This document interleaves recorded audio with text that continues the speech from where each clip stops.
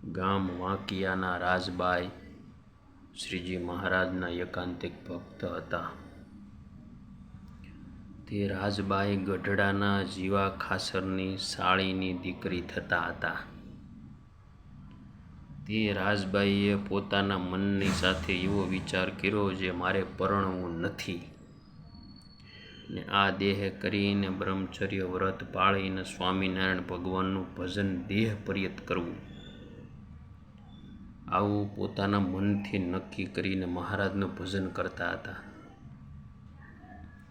તેમના માતા પિતાએ બાઈ જ્યારે મોટી ઉંમરના થયા ત્યારે પરણાવવાનો વિચાર કર્યો. તે વાત રાજબાઈની પાસે આવવાથી પોતાની માની પાસે વાત કરી જે મારે પરણવું નથી એવી મેં પ્રતિજ્ઞા કરેલી છે, માટે તમારે મને પરણાવવાનો વિચાર હોય તો બંધ રાખજો. હું તો એક જગત કરતા પરમાત્માને વરી ચૂકીશું, માટે બીજા પુરુષને હું કદી વરવાની નથી.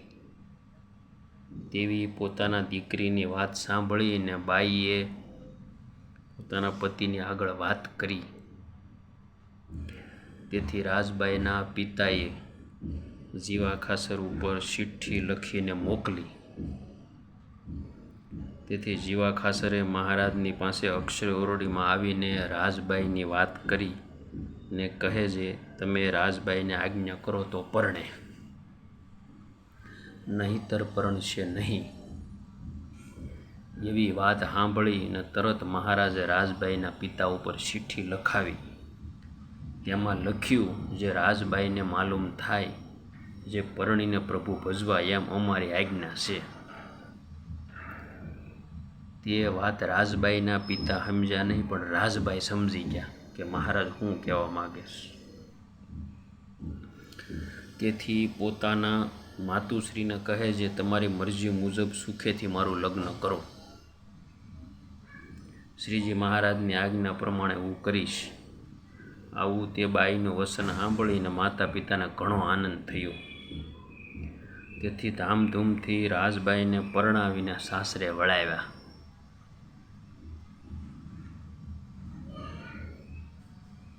તે વખતે રાજબાઈ વેલમાં બેસીને એમ વિચાર કરવા લાગ્યા છે, ધાર્યું શ્રીજી મહારાજનું થાય,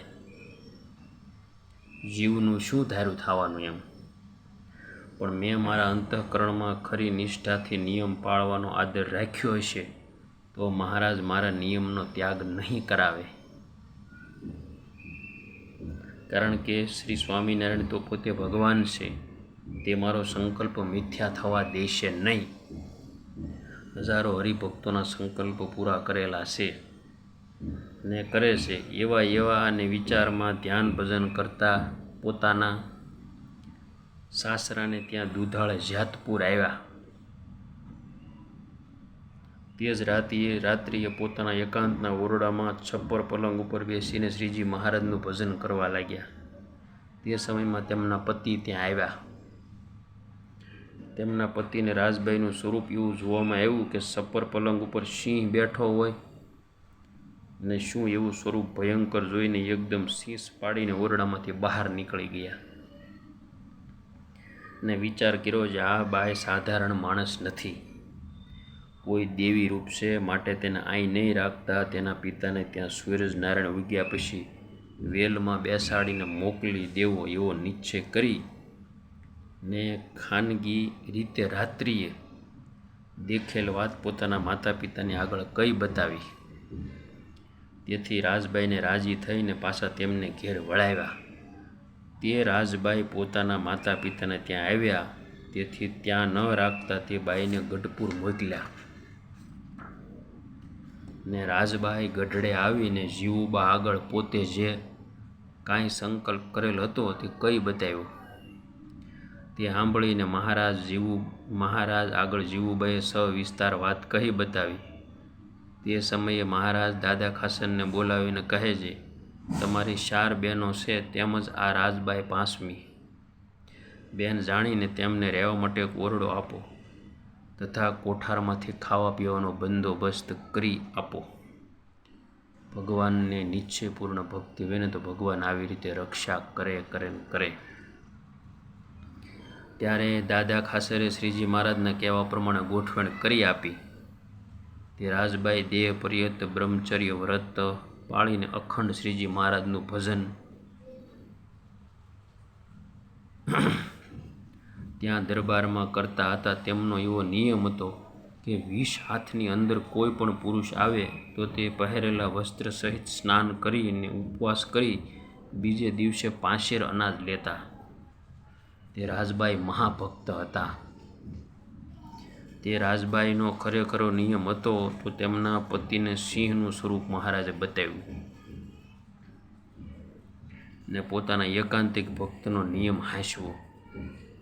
માટે ભગવાનના ભક્તને મહારાજને રાજી કરવા હોય તો નિયમ પાળવાનો જરૂર ખટકો રાખવો તો મહારાજ રાજી થાય. પણ આજે નિયમ લીધો હોય ને પછી થોડા દિવસ થાય એટલે નિયમ છોડી દે ને વળી પાછો બીજો નિયમ લે, એવા શીલા સાલું નિયમ લેનારની ઉપર મહારાજ ક્યારેય પ્રસન્ન થતા નથી. નિયમ તો સાવધાન થઈને પાળવા ને નિયમ પાળવું એ કાંઈ સાધારણ વાત નથી. એમાં જરૂર પરીક્ષા થશે. જ્યારે સૂર્યચંદ્રે નિયમ પાળ્યા હશે, સૂર્ય અને ચંદ્રએ, ત્યારે તો તેમને આવી સામર્થ્ય મળી છે ને એ પણ હજુ નિયમમાં ઉગે છે ને આથમે છે. માટે સાવધાન થઈ નિયમ પાળવા એ સિદ્ધાંત છે.